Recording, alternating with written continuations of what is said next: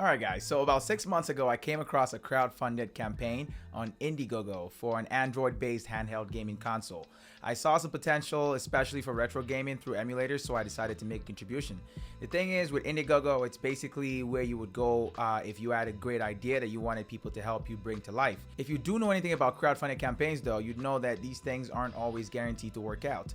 At that point too, the campaign was supposedly nearing completion, so I was able to see some working models. With everything that's been going on around the world, their original plan to ship these out was a no-go, but communication between the team and contributors like me has been amazing. They started shipping them out a couple months ago and I finally received my own copy yesterday. Without wasting any more time, I decided to see what was inside of the package. The company that brought this project to life is called Ein, and they decided to name the console after a Norse god, so Odin. So I went for the Odin Pro. There's 3 different ones: the Odin Pro, Odin Base, and Odin Lite. So I went for the Pro as well as a super pack version of it, which includes all kinds of accessories. So it's the maximum perk you can go for, and it goes for about $459 Canadian dollars. But you know, including shipping and taxes, it came down to about $567 Canadian dollars for me. The first thing I got out the box was the Super Dock. So it's a 15-in-1 Super Dock, which we'll look into later. Then we have some travel adapters for when you want to use the console on the road, as well as USB-C to USB-C cable. There's also some earbuds with this perk, HDMI cables, and you know, some power adapters. So 18 watts and 65 watt power adapters, as well as a travel pouch if you want to bring it around or protect it, you know. So let's see what's inside the actual packaging, which is pretty nice, I have to say. So it's a really nice packaging they've got going on here, which I really think is good for, you know, a starter company. On the back of the packaging, there's also some specs. So the model, the storage, the RAM, the battery size, color, and all of that. So I did notice a few mistakes immediately, like the storage and RAM values are swapped, as well as the battery being labeled as 5,000 milliamperes when it's supposed to be 6,000 milliamperes, because all the Pro models are supposed to come with the maximum amount of battery power. It also says the battery size is 6,600 milliamperes on the website, so I'm not really sure which one it is. Okay, let's see what's inside the actual console package. So a user's manual,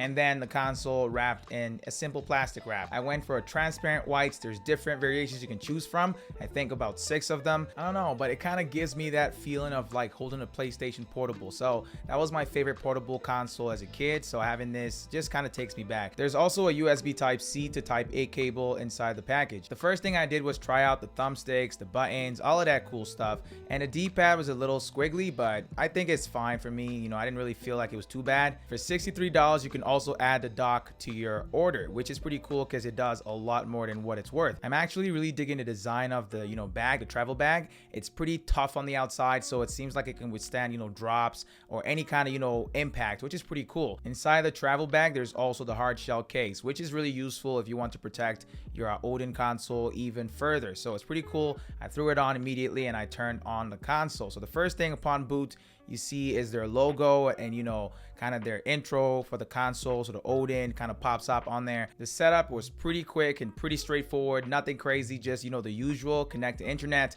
and all, you know, the works, set up your time zone and whatever. So you have to select a launcher at the start as well. So I set up with my regular Android launcher. You can always use the Odin launcher as well, which we'll get to eventually. You'll see that it's a more simplified launcher for launching games and apps and whatnot. One way to picture this console is like an Android phone that's been stripped and wrapped with game console buttons and all of that stuff. At this point, it's pretty much ready to go. All you need to do at this point is decide how you want to use it. The possibilities are endless, but you can play Android games with it if you enjoyed playing mobile games. You can also game through streaming, so using Xbox GamePass, for example. There's also emulators which you can download to play PlayStation Portable, PS1, PS2, GameCube, 3DS, all those cool retro games. You can play them on here through emulators. The first thing I wanted to test on this was the ability to play retro games on it, because that was the main reason why I bought it. So I decided to hit the Play Store and pick up some emulators. So they're free. Not all of them are free, but I picked up some free ones. So PSP emulator as well as PS2 emulator. The next thing I did was copy my PSP and PS2 ROMs directly from my PC into a TF card. So I've got a 32GB TF card here, but you can use up to 1TB with this console, which is pretty sick right there for expansion. File transfers can be done directly using a USB-C cable as well. Once you connect the emulator to the folder in which the games have been copied to, you have access to them. That's about as much work as it takes to start playing retro games on this thing. So I really love that fact. I love how smooth and easy the process is. 5 seconds later, nostalgia took over and I was playing one of my favorite games of all time, God of War Ghost of Sparta. So this was one of my favorite games on the PSP, and I don't know about you guys, but it feels really good to be playing that again on, you know, a similar console or something that's handheld as well. The way it handled Ghost of Sparta was really, I was really amazed, to be honest with you guys. Everything was working very well. There was no issues at all. I was really, you know, reliving my childhood through this game and through this little console right here. Shortly after, I decided to get a PlayStation 2 emulator so I can play some of my favorite games from that era. So my favorite, or at least one of my favorites, was one of Rockstar's games, Bully. So I immediately downloaded that to try it out and see how well it would handle on the console, and surprisingly, it actually handled it pretty well. The hardware is pretty nice. It's got a really nice weight to it that doesn't, you know, make you feel like this thing is cheaply built. As for dimensions, it's 224 millimeters wide, it's 95 millimeters tall, and 15 millimeters thick. On the front side of the console, there's the mic, the analog joystick L3, the D-pad, the analog joystick R3, the start and select buttons, A, B, X, and Y buttons, as well as a home button. On the top side of the console, there's the analog R1 and R2, analog L1 and L2, the TF card slot and HDMI input, as well as an on and off button, volume plus and minus button, and two 1-watt speakers. Underneath the console, there's the audio jack, as well as USB Type-C for charging and for connecting to a PC or a MacBook. There's also two buttons on the back side of the console, as well as a fan, so the M1 and the M2 button. So the fan is how it, you know, actively cools the console. There's also a passive cooling through a heatsink. It's got a full HD 1080p 6-inch touchscreen that, you know, I think is just right for gaming on a handheld device. The transparent versions don't come with LED lights on the thumbsticks as well as on the side, so this is a transparent one and it doesn't have those features. As for the Super Dock, there's a lot you can do with it. I mean, it's a 15-in-1 Super Dock, so it's got a Type-C for inputting or connecting your Odin directly to the dock. On the front side, it's got two N64 controller interfaces for using your retro controllers. It's also got 5 USB 3.0 ports, so 2 on the front side and 3 on the back side. On the back side, there's also a gigabit Ethernet port for, you know, connecting to the internet using hardwire. There's also a HDMI interface which allows you output 4K or 2K at up to 60 Hz. Type-C input also for powering the device. On either side of the dock, there's also two GameCube controller interfaces. You can also take off a plate on the back side to expose a 2.5-inch SATA HDD drive spot. Here's a quick rundown of the entire specs for the Pro Edition. So it's got a CPU that's a Qualcomm Snapdragon SD845. A 64-bit processor. Not the latest Snapdragon chip, but it will do. So the GPU is an Adreno 630. It's got 8 GB of DDR4 RAM. And as for storage, I opted for an extra, so an upgrade from the standard 128 GB that's usually on the Pro model. So I added another 128 to make up 256. It's also got TF card support, so you can use a memory card with it. And finally, it supports 2.4 and 5G Wi-Fi, as well as Bluetooth and quick charge. I don't know why the Lite model has some better features than the base and the Pro model, but that might just be because it's coming out the last. The base and the Pro might just get these in updates. You can also install other GSI compatible Android ROMs as well as Windows on this thing, which is pretty cool right there for tinkerers. I've got it side by side right next to my Nintendo Switch OLED here, so some of you guys that have an OLED can kind of get an idea of what this thing would feel like or what it would look like next to a Switch. The more you increase the brightness of the screen, the more power it consumes. That's pretty much standard. You can also select between 3 performance modes, so the standard, performance, and high performance,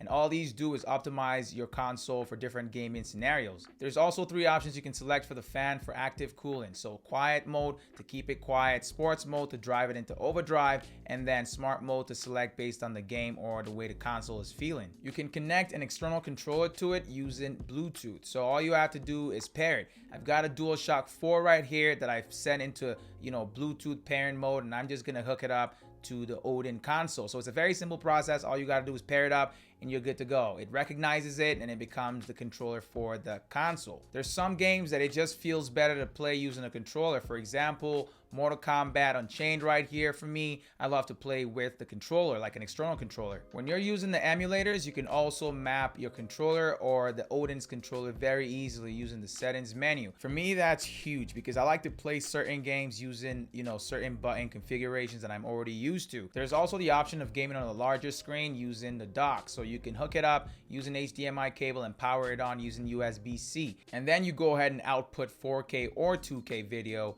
using USB-C right there. So that only works with the Pro Edition. You can't do that with the Lite. The USB-C method of outputting video didn't work for me the first time, so I decided to try out a different way to output it in 1080p by connecting directly to the console. Connecting directly worked immediately, and I don't know why it didn't work when I did it using the dock to output over USB-C, but I'm going to test it out further and see what could be the problem. It could easily be the HDMI cable, maybe it's the wrong type that I'm using or something like that, or it could just be, you know, a missed step.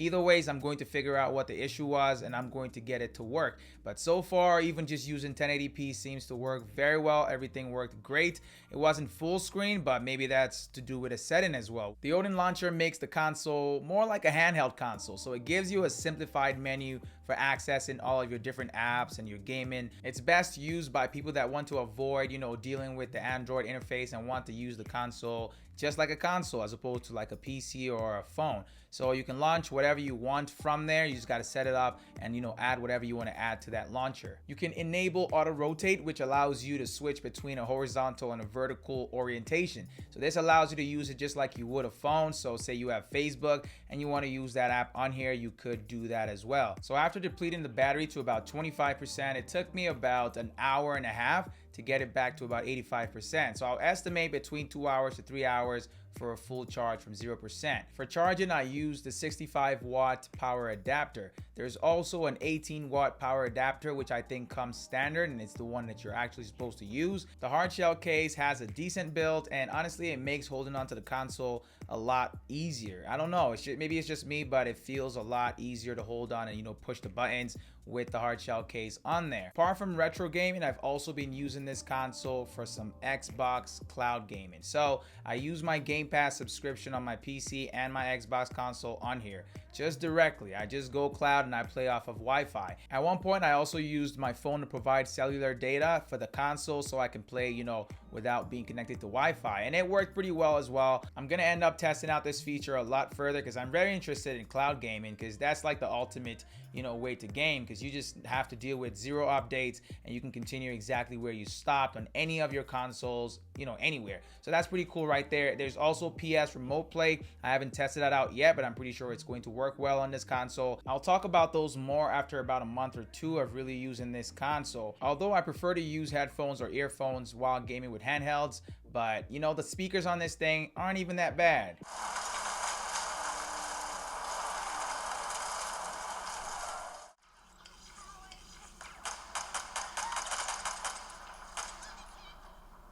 If you enjoy playing mobile games as well, you're going to love this because it actually handles those very well. So I've been playing games like Call of Duty as well as Genshin Impact on this console, and no performance issues whatsoever, just smooth sailing all the way. The travel bag is very nice and very useful for tucking away the console if you don't want to use it or if you want to bring it on a trip. So it's designed specifically for it and it fits perfectly in there. I really love it actually. You know, I haven't had it that long. I've only had it for about 24 hours, and in that time I've been putting it to great use. I've already installed a bunch of my favorite PlayStation Portable games, as you can already see right there. So Need for Speed was one of my favorite games to play on the console. Most Wanted especially. Man, where did all the good games go? The biggest thing for me with this console is the value for money. So it's inexpensive, at least as far as I'm concerned, and it has the potential to do so much. You know, I want to actually commend Iron for bringing this thing to life.